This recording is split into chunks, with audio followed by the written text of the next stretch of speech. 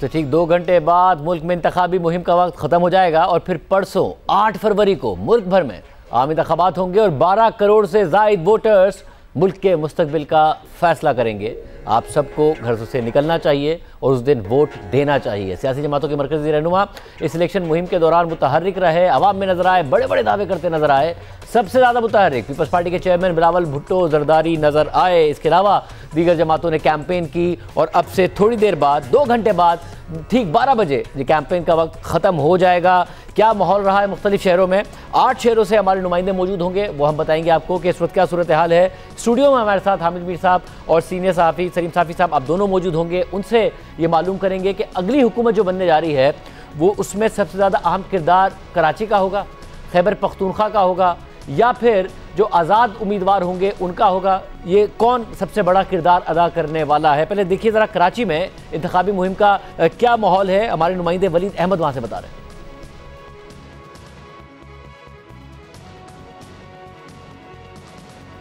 कराची की गलियों, सड़कों, मोहल्लों, हर हल्के में तमाम बड़ी सियासी जमातों ने भरपूर मुहिम चलाई है। इस सिलसिले में जो बागे जिना है वो सियासी जमातों के जलसों का मरकज बना रहा। पहले एमकेएम ने जलसा किया, फिर जमात इस्लामी ने वहां पर पावर शो किया, टीएलपी ने मैदान सजाया।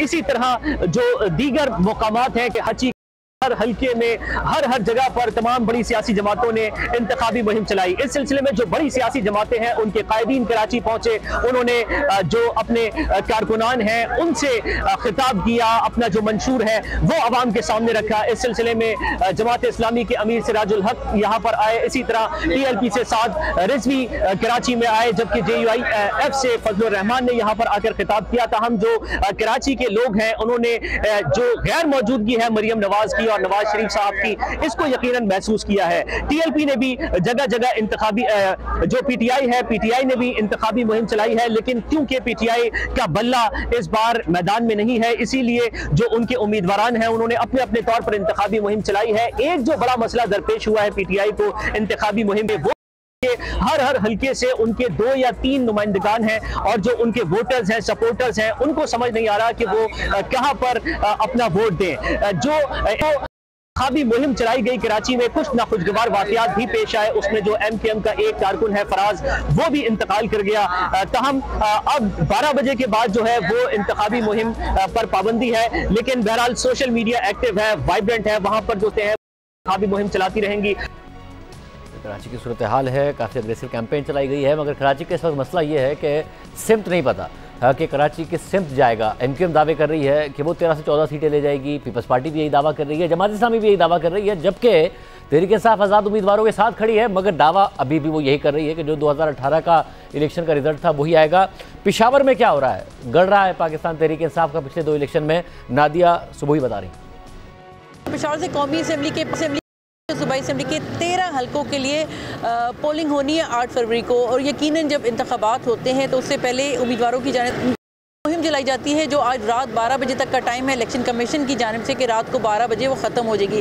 ताहम अगर हम बात करें मजमूई तौर पर जो इलेक्शन के हवाले से जो इंतखाबी मुहिम मुख्तलिफ सियासी जमातों ने या उम्मीदवारों ने चलाई, तो वो इतनी कमज़ोर रही है कि ज़्यादातर जो उम्मीदवार हैं वो एक इलाके में एक दफ़ा गए हैं, और हमेशा ये होता था कि उम्मीदवार बार बार उन इलाकों में जाते थे और वोटर्स को वो कहते थे, कायल करने की कोशिश करते थे अपने मंशूर को लेके कि उन्हें वोट दिया जाए। हम अभी जो हालात हैं उसमें वोटर्स अपने घरों में बहुत कम मिल रहे हैं। अगर मजमूई तौर पर हम इंतखाबी मुहिम की बात करें पेशावर में, तो बहुत कमज़ोर रही है। अगर हम 2018 की बात हुए थे उसमें इंतखाबी मुहिम बहुत ज़्यादा ज़ोर शोर से होती थी, और अब यकीनन इंतखाबी मुहिम जो वोटर्स और जो सपोर्टर्स होते हैं उनकी वजह से ज़्यादा होती है। तो हम इस दफ़ा सपोर्टर्स भी बहुत कम नज़र आ रहे हैं। सियासी जमातों के जो जितने भी कारकुनान हैं वो बहुत कम दिखाई दे रहे हैं। पेशावर के NA 32 में अगर हम बात करेंगे तो यहाँ से बानी PTI ने भी इलेक्शन लड़ा, इसी तरह मोहतरमा बेनज़ीर भुट्टो ने भी इस सीट पर इलेक्शन लड़ा था।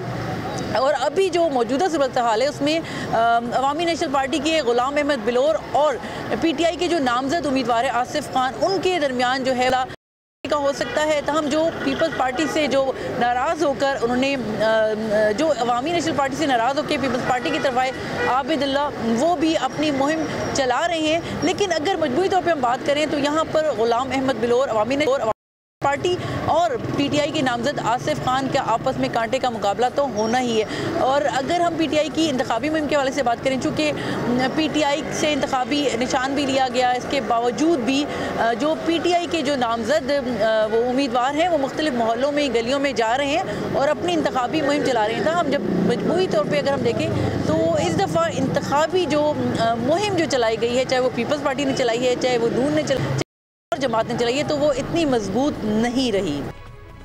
लाहौर बहुत अहम है, कांटे के काफ़ी सारे मुकाबले वहाँ होने हैं। अर्बन एरियाज़ में तहरीक इंसाफ का दावा रहा है कि हमारे आज़ाद उम्मीदवार ही हो, मगर वो जीतेंगे। वो तो रूरल का भी दावा कर रहे हैं, मगर नून लीग कहती है हमने बड़ा रिकवर किया है। क्या सूरत हाल है, देखिए। ये इलेक्शन जो है ये माजी से बड़ा मुख्तलिफ इलेक्शन होगा, क्योंकि इसमें वोटर्स जो है वो इस वक्त खामोश नज़र आ रहा है। माजी के इलेक्शनों में होती रही है वो नज़र नहीं आई। लाहौर के में 14 हल्के हैं कौमी असम्बली के, जिसमें मुस्लिम लीग नून जो है वो सबसे ज़्यादा एक्टिव नज़र आई है। कैंपेन भी कर रहे हैं, जलसे जुलूस भी कर रहे हैं। लेकिन पीपल्स पार्टी ने उम्मीदवार तो बहुत सारे हल्कों में खड़े किए हैं, लेकिन सबसे ज़्यादा जो बड़ा मुकाबला देखने में आ रहा है वो हल्का 127 है, जहाँ से चेयरमैन पीपल्स पार्टी बिलावल भुट्टो खुद इलेक्शन और उसमें उनके मुकाबले में मुस्लिम लीग नून के उम्मीदवार अता तारड़ हैं, जो कि पहली दफ़ा इलेक्शन लड़ रहे हैं। लेकिन मुस्लिम लीग नून की उनको सपोर्ट हासिल है और इसके साथ पीटीआई के ज़हीर अब्बास खोखर जो कि आज़ाद हैसियत में इलेक्शन लड़ रहे हैं।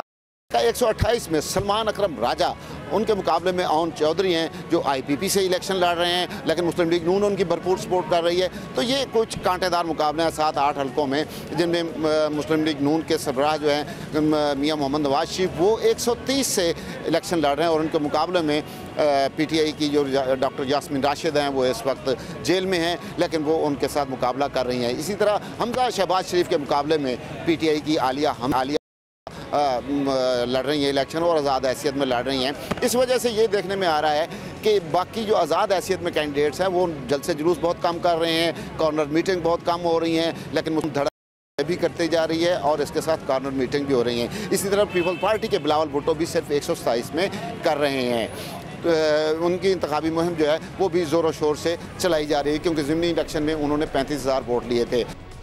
हमारे और भी नुमाइंदे मुख्तलिफ शहरों में मौजूद हैं, मुल्तान में, लाड़काना में, रावलपिंडी में, फैसलाबाद में मौजूद हैं।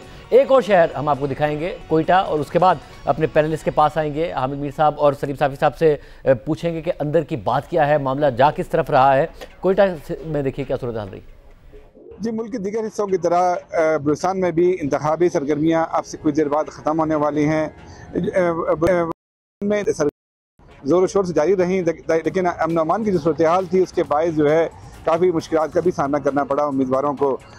कोयटा में पिछले एक हफ्ते के दौरान जो है कोई बड़ा जलसा नहीं हो सका। इसकी वजह इंतज़ामिया ने जो है कोई ये पाबंदी आयद की हुई थी कि जो है उम्मीदवार हैं जलसे जुलूस नहीं कर सकते और वो सिर्फ मीटिंग पर जो है इत्तफाक कर सकते हैं।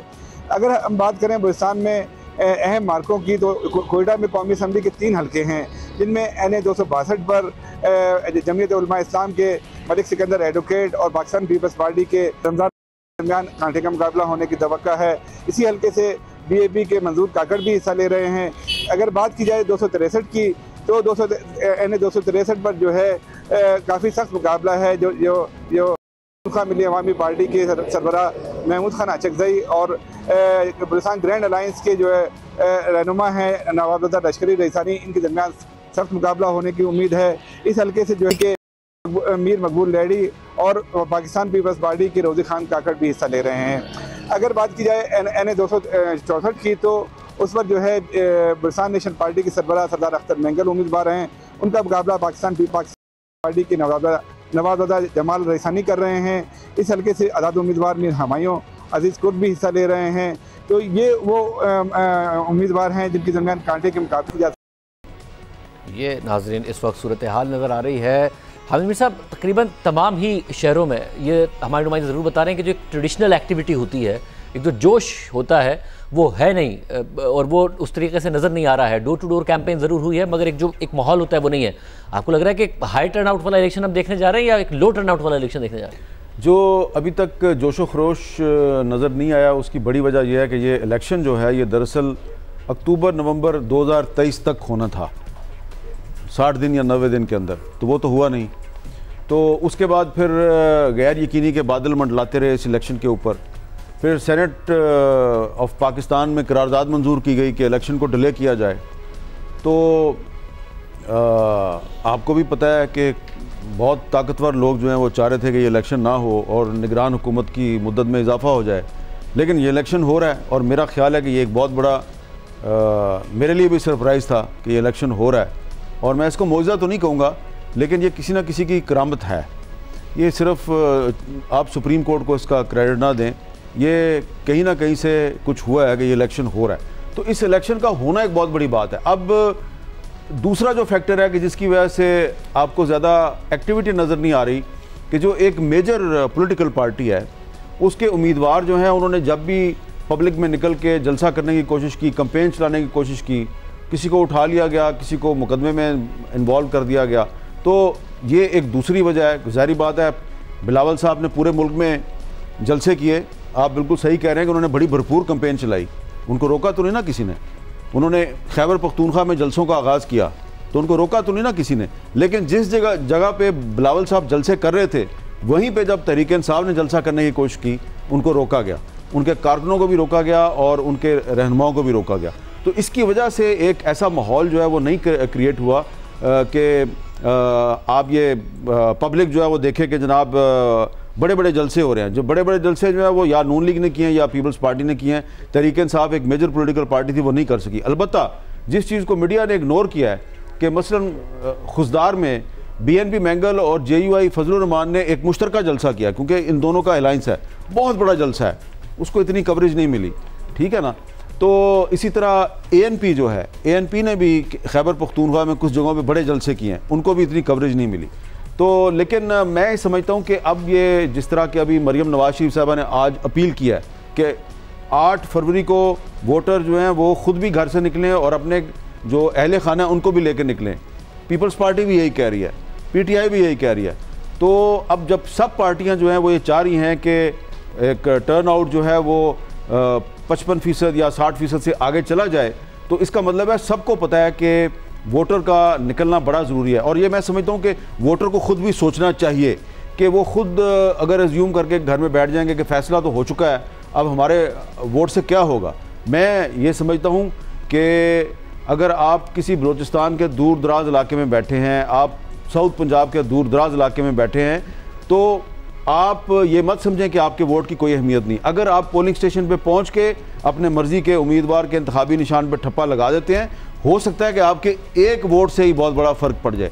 इसलिए आप 8 फरवरी को घर से निकलें और कोशिश करें कि 12-1 बजे से पहले आपका वोट कास्ट हो जाए। और हामिद साहब, ज़ाहिर एक जो रिवायती अगर एक्टिविटी नहीं नज़र आ रही है, तो इसका आपको लग रहा है कि लो टर्न आउट भी नज़र आएगा हमें, क्योंकि लोगों में वो जोशो खरोश नहीं है, या फिर साइलेंट हुआ है वोटर और वोटिंग वाले दिन, इलेक्शन वाले दिन, परसों के दिन वो बहुत बड़ी तादाद में निकलने वाला है आपके ख्याल में? या मुझसे सवाल करना जी। अच्छा, अपना नाम शुरू में आमिनवीर साहब का लिया था, मैंने साफ़ी साहब। अच्छा देखिए, एक तो ये वजह है जिसकी तरफ आमिनवीर साहब ने इशारा किया कि आखिरी वक्त तक लोगों को यकीन नहीं था कि इलेक्शन होंगे या नहीं होंगे। लेकिन इसके अलावा एक और रीज़न मौसम का भी है। ये तो कराची का माशाल्लाह मौसम बड़ा खुशगवार है और यहाँ पे इतनी सर्दी की शिद्दत नहीं है, लेकिन खैबर पख्तूनख्वा के बालाई इलाके या बलूचिस्तान को तो छोड़ें, इस्लामाबाद और लाहौर में भी इस दौरान शदीद सर्दी भी रही, तो एक तो उसकी वजह से भी उतना टेम्पो नहीं बन सका। और तीसरी वजह, अगर इस मरतबा PTI के साथ जो कुछ हो रहा है तो यही कुछ, बल्कि इससे ज़्यादा कुछ 2018 में भी नून लीग के साथ हो रहा था, लेकिन उसके बावजूद भी इलेक्शन का टेम्पो बन गया था। उसकी वजह ये थी कि उस वक़्त इलेक्शन की तारीख़ के बारे में कोई बेयकीनी नहीं थी। इस मरतबा चूँकि पहले से तारीख़ें बदली गई और फिर सुप्रीम कोर्ट ने आर्डर दे दिया और फिर लोग उसके बाद भी शकूक व शुबहात, ख़ुद हमारे मीडिया लोगों के जहनों में शकूक व शुबहात फैलाता रहा। और आज से 2 दिन पहले तक भी जब 2 बंदे आपस में मिलते तो एक दूसरे से सवाल करता कि क्या इलेक्शन होंगे या नहीं होंगे। तो मेरे ख़्याल में ज़्यादातर इस बेयकीनी की वजह से वो टेम्पो ना बन सका जिसकी हम तवक्को कर रहे थे। अच्छा, और साफ़ी साहब आप मुझे बताइएगा कि ज़्यादा बड़ा किरदार कौन अदा करने वाला है आपके ख्याल में? आज़ाद उम्मीदवार या कराची, क्योंकि MQM कहती है कि जी हमारे बगैर तो बननी नहीं है जिसकी भी वफाकी हुकूमत, मगर पीपल्स पार्टी कहती है नहीं आपको कराची में कुछ मिलना ही नहीं है, हमने 13-14 सीटें ले जानी है।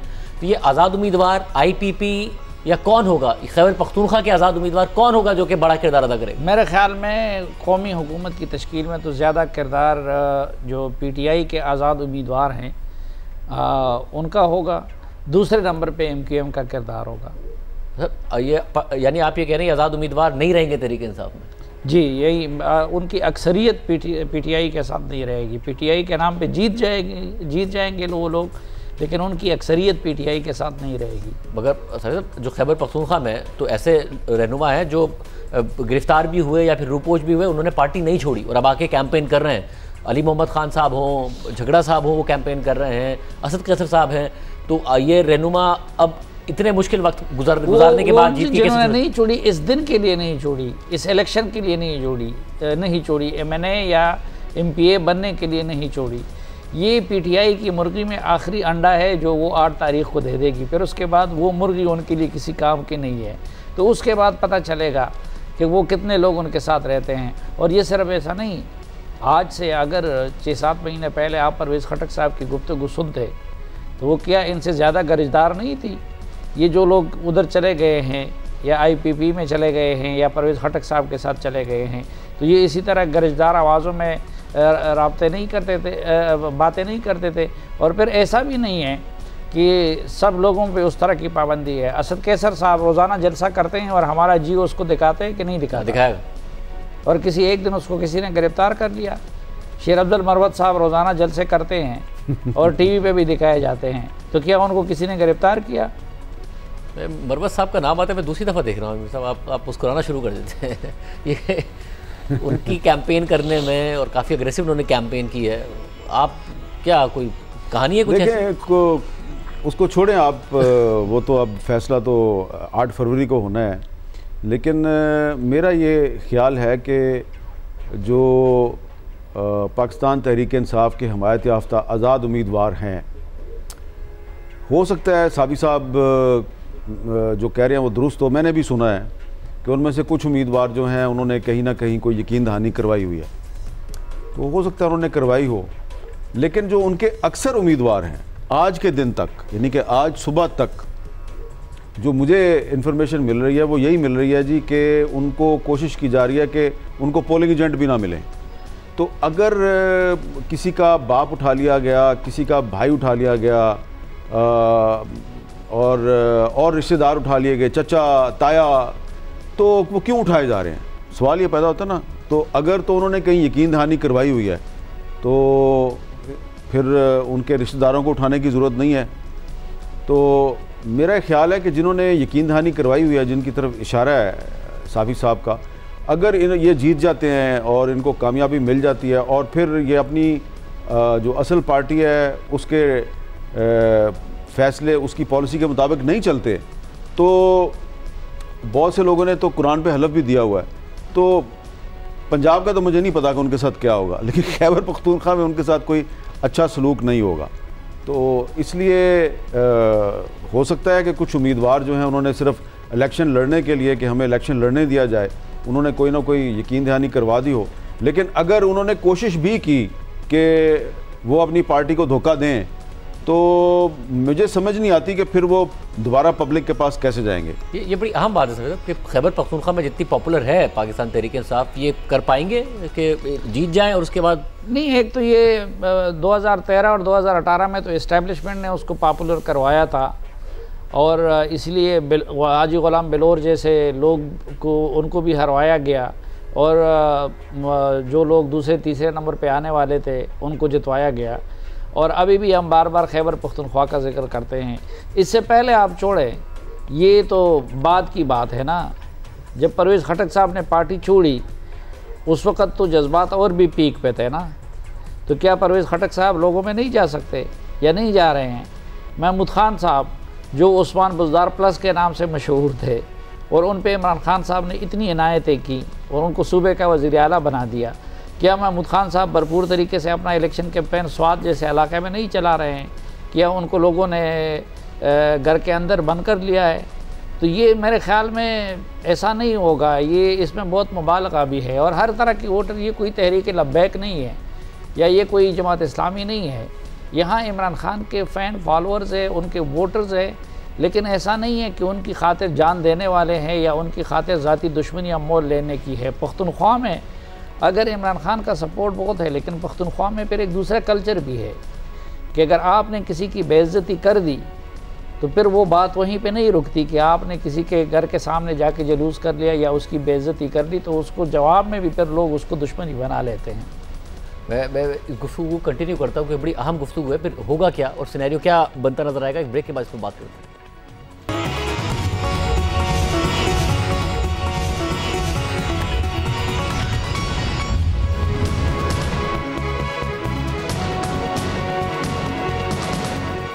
ट्रांसमिशन में एक दफ़ा फिर खुश आमदीद नाजरीन। हाबिब मीर साहब, जो एक बड़ा सवाल है, अब तहरीक इंसाफ के रहनुमा जो ऑफ द रिकॉर्ड बात कर रहे हैं वो ये कि मरकज़ में तो हमें नहीं नज़र आ रही है अपनी हुकूमत बनते हुए, मगर हमें एक बेस मिलेगा और वो बेस होगा खैबर पख्तूनख्वा की हुकूमत की सूरत में। एक छोटी पार्टी को हमारे आज़ाद उम्मीदवार ज्वाइन करेंगे, उसके बाद हम हुकूमत बनाएंगे और एक कम से कम एक बेस होगा तहरीक इंसाफ के पास। आपको लग रहा है खैबर पख्तूनख्वा में हुकूमत कम से कम बनाने में कामयाब होगी तहरीक इंसाफ? देखें, खैबर पख्तूनख्वा में हुकूमत बनाते हैं नहीं बनाते ये बात की बात है, लेकिन मैं समझता हूँ कि कौमी असम्बली में भी अगर तहरीक इंसाफ जो है वो अपने 30 से 40 MNAs को रिटेन करने में कामयाब हो जाती है, तो जो कि मुझे भी उन्होंने बताया कुछ उनके जो सीनियर रहनुमा हैं कि जी हम एक पार्टी जो है उससे बात होगी हुई है, हम उसको ज्वाइन करेंगे और फिर वो हमारा एक डिसिप्लिन में आ जाएंगे सारे के सारे MNA, और फिर हम किसी दूसरी पार्टी में ना जाएंगे, ना आज़ाद उम्मीदवार की हैसियत से कोई हमें ख़रीद सकेगा।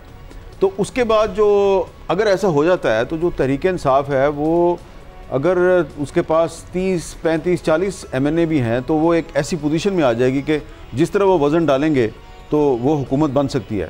तो ज़ाहिर बात है वो मुस्लिम लीग नून के लिए बड़ा प्रॉब्लम क्रिएट करेंगे।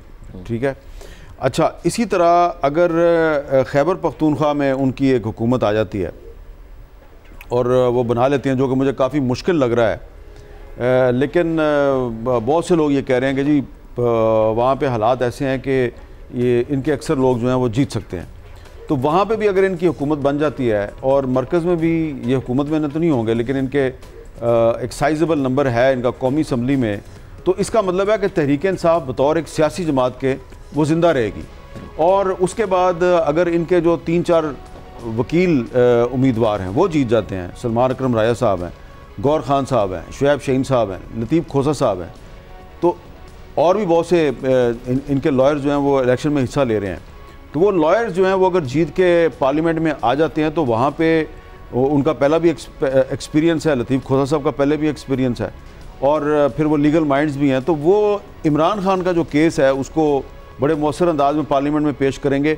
और बाकी जो हुकूमत की मुखालिफ सियासी जमातें होंगी वो लेजिस्लेशन में उनको गाइड करेंगे, उनको रहनुमाई फ्राहम करेंगे। तो उससे जो पीपल्स पाकिस्तान तहरीक इंसाफ का बतौर एक सियासी जमात के जो सर्वाइवल है वो मुझे लगता है कि वो उसका मसला ख़त्म हो जाएगा और वो सर्वाइव कर जाएंगे। सर्वाइव कर जाना ही तहरीक इंसाफ की कामयाबी है। ये छोड़ दें कि वो खैबर पख्तूनख्वा में हुकूमत बनाते हैं, मरकज़ में हुकूमत बनाते हैं नहीं बनाते, कोलिशन में आते हैं नहीं आते, वो अगर एक सियासी जमात के तौर पर सर्वाइव कर जाते हैं, जिस तरह के इस इलेक्शन में एक बड़ी तादाद में उनके जो कैंडिडेट्स हैं वो आज़ाद उम्मीदवारों की हैसियत से इलेक्शन में हिस्सा ले रहे हैं और आप और मैं उस पर बात कर रहे हैं। आपने अभी मुझे सवाल किया क्या वो खैबर पख्तूनख्वा में हुकूमत बना लेंगे, तो आपका ये सवाल जो है ये उनकी बहुत बड़ी कामयाबी है। साफी साहब, आपको क्या लग रहा है खैबर पख्तूनख्वा? नहीं, देखें, पहली बात तो ये है कि एक जमात जिसको बनाने पे इस्टेब्लिशमेंट ने 11 साल सर्व किए हों और 11 साल उनके हक़ में मीडिया को, पाकिस्तान के पैसे वाले लोगों को, जुडिशरी को और बाकी सब इदारों को इस्तेमाल किया हो, और फिर उन्होंने एक सूबे पे 2 मरतबा और मुल्क पे 1 मरतबा हुकूमत की भी हो, तो उस पार्टी को अगर कोई ये समझे कि रातों रात वो ख़त्म हो जाएगी तो वो तो अहमकों वाली बात है। तो कोई भी ये नहीं समझता कि PTI ख़त्म हो जाएगी। लेकिन खैबर पख्तूनख्वा में अगर उसकी हुकूमत बनती है उस PTI की जो इमरान खान साहब के साथ लायल रहती है, तो मेरे लिए ये एक मोजिज़ा होगा। क्योंकि इस वक्त एक तो आप बखूबी जानते हैं कि उनके साथ वही सलूक हो रहा है जो 2018 में मुस्लिम लीग नून के साथ हो रहा था। दूसरी बात ये थी कि वहाँ पे उनके जितने बड़े बड़े पिलर्स थे, उसमें मसलन परवेज़ खटक साहब थे जो एक मरतबा वज़ीर आला बने थे, उन्होंने छोड़ दिया है। इसी तरह महमूद ख़ान साहब वज़ीर आला थे, उन्होंने छोड़ दिया है। फिर शाह फरमान साहब है, वो डिसफंक्शनल है, कोई एक्टिव नज़र नहीं आते। और जो लोग इस वक्त वहाँ पे क़यादत उनको दे दी गई है वो पीटीआई के वर्कर के लिए अजनबी है।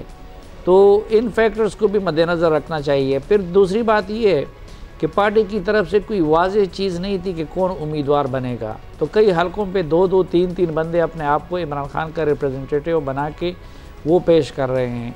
अच्छा, फिर अगर एक तरफ हम ये बात मानते हैं कि पीटीआई के जो लोग जेन्युइनली इमरान खान के साथ कड़े हैं तो उनको उठाया जाता है, उनके रिश्तेदारों को उठाया जाता है, अभी जो हामिद मीर साहब ने बात की, तो फिर वहाँ पे जो लोग आज़ादाना कैंपेन कर रहे हैं तो इसका मतलब ये है कि वो इमरान खान साहब के नाम पे वोट लेने के बाद कहीं और जाएंगे, तभी तो उनको इजाज़त दे दी गई। या तो फिर हम ये मान लें कि पूरे पाकिस्तान में कहीं पे भी पीटीआई के साथ कोई ज़्यादती नहीं हो रही है, कोई पकड़ धकड़ नहीं हो रहा है। लेकिन अगर पकड़ धकड़ बाकी जगहों पे हो रहा है और वहाँ पे असद कैसर साहब, बाकी जो लोग हैं वो आज़ादाना इलेक्शन कैंपेन चला रहे हैं, तो इससे ये मतलब लिया जा सकता है कि उन्होंने ये यकीन दहानी कराई होगी कि इलेक्शन के बाद वो इमरान खान के साथ नहीं रहेंगे। और हम सब पंजाब की तरफ आते हुए अब एक ख़ास पैटर्न नज़र आ रहा है। ज़ाहिर इश्तिहार में तो अनाउंस कर दिया, वैसे तो पहले भी अनाउंस कर रहे थे, बट आज तो कैटेगोरिकली कि जी वज़ीर आज़म नवाज शरीफ बनेंगे, नून लीग की तरफ से कम ये कह दिया गया है। और नवाज शरीफ साहब मुसलसल जलसों में अपने बाद स्पीच कराकर ये तासुर देते रहे कि जी ये मेरी जो मरीम नवाज़ साहिबा हैं, ये मेरी वो सियासी मीरास जो है वो इनको जाएगी। तो आपको लग रहा है कि पंजाब का फैसला हो चुका है या भी होना है इस फैमिली के अंदर, क्योंकि फैमिली से बाहर तो रिवायत है नहीं ज़्यादा कि ये जो बड़े बड़े ओहदे हैं कि वो चले जाएँ? जो मुस्लिम लीग नून के जो सीनियर रहनुमा हैं वो ऑफ द रिकॉर्ड तो यही बता रहे हैं कि मरीम नवाज़ शरीफ साहिबा जो हैं वो पंजाब की वज़ारत आला की उम्मीदवार हैं, और इसीलिए वो सूबाई असम्बली से भी इलेक्शन लड़ रही हैं और कौमी से भी लड़ रही हैं। लेकिन अगर वो वाकई उम्मीदवार हैं वज़ारत आला की, तो फिर वो कौमी असम्बली का इलेक्शन क्यों लड़ रही हैं? ये एक अहम सवाल है। तो लेकिन ज़्यादा जो कंसेंसस है वो यही लग रहा है मुस्लिम लीग नून के अंदर कि मरीम नवाज़ शरीफ साहिबा ही पंजाब की वज़ारत आला की उम्मीदवार हैं, और इस हवाले से उनको प्रोजेक्शन भी दी जा रही है। अच्छा, अब सवाल ये पैदा होता है कि अगर मरीम नवाज़ शरीफ साहिबा जो हैं वो वज़ारत आला की उम्मीदवार हैं, तो फिर नवाज़ शरीफ साहब जो हैं वो फिर वज़ीर आज़म के उम्मीदवार हैं, तो फिर जो तहरीक इंसाफ का ये बयानिया है कि ये जो बड़ी जमातें हैं ये इन्होंने जो क़यादत है उसको अपने ही ख़ानदान के अंदर उसको इकट्ठा किया हुआ है, तो फिर तो उसको बड़ी तक़वियत मिलेगी पीटीआई के बयानिए को कि बाप जो है वो वज़ीर आज़म है और उसकी बेटी जो है वो चीफ़ मिनिस्टर बन गई है पाकिस्तान के सबसे बड़े सूबे की। तो इसका मतलब है कि आधे से ज़्यादा पाकिस्तान पे एक ही ख़ानदान की हुकूमत है। तो मेरा ख्याल है कि अगर मरीम नवाज़ शरीफ साहिबा जो हैं वो अगर चीफ़ मिनिस्टर उनको बनाने का फ़ैसला कर लिया गया है तो ठीक है। अभी तक मुस्लिम लीग नून यही कह रही है कि नवाज़ शरीफ साहब पाकिस्तान के वज़ीर आज़म होंगे, लेकिन जब वो MNA बन जाएंगे और मुस्लिम लीग नून को अगर अक्सरियत मिल जाती है तो फिर ये पॉसिबिलिटी है कि नवाज़ शरीफ साहब जो हैं वो अपनी जगह किसी और को नॉमिनेट कर दें प्राइम मिनिस्टर। साहब आप क्या कहिएगा सबसे, क्योंकि जब शहबाज शरीफ साहब साथ हैं तो नवाज़ शरीफ साहब ये भी कह रहे हैं कि शहबाज शरीफ साहब आपने ये करना है, शहबाज शरीफ साहब आपने वो करना है, मुख्तलिफ हल्कों में जाके जब तकरीर कर रहे हैं और शहबाज शरीफ साहब मौजूद भी होते हैं। मरीम नवाज़ साहिबा को ज़ाहिर है वो प्रेजेंट कर रहे हैं अपने सियासी वारिस के तौर पर, ख़ुद को वो प्रेजेंट कर रहे हैं वज़ीर आज़म के तौर पर। ये फैसला हुआ है फैमिली के अंदर के क्या होना है? या देखिए शाहज़ीब, या तो फैसला नहीं हुआ है इसलिए वो अभी तक अपने पत्ते सामने नहीं ला रहे हैं, या फ़ैसला हुआ है लेकिन फिर बहुत राजदारी से और बहुत एक्टिंग से काम लिया जा रहा है कि किसी पे वाज़ेह नहीं हो रहा है कि कौन वज़ीर आज़म होगा और कौन नहीं होगा। फ़ैसला हुआ है या नहीं हुआ है, लेकिन मेरी पता नहीं क्यों ये चट्टी हिस्स मुझे कहती है कि इसके बावजूद, इन सब कुछ के बावजूद, दावों के और वादों के कि नवाज़ शरीफ वज़ीर आज़म होंगे, ये इम्कान हमें मुस्तरद नहीं करना चाहिए कि शहबाज शरीफ साहब वज़ीर आज़म बन जाए, क्योंकि मियां नवाज़ शरीफ साहब निजी महफ़लों में ये कहते हैं कि अगर सादा अक्सरियत ना मिली तो फिर मैं वज़ीर आज़म नहीं बनूँगा। तो सादा अक्सरियत मिलने का इम्कान तो बहुत कम नज़र आता है। अच्छा, फिर ये तो ज़ाहिरी बात है कि ना पार्टी कबूल करेगी ना कौम कबूल करेगी कि मरकज़ में वो वज़ीर आज़म बन जाए और पंजाब में मरीम नवाज़ वज़ीर आला बन जाए। तो अगर पंजाब में वज़ीर आला मरीम नवाज़ को बनाया जाता है तो फिर तो बहुत और भी चांस बढ़ जाता है मरकज़ में शहबाज शरीफ को वज़ीर आज़म बनाने का। प्रोग्राम में एक ब्रेक शामिल करते हैं नाज़रीन, और ब्रेक के बाद गुफ्तगू जारी रहेगी।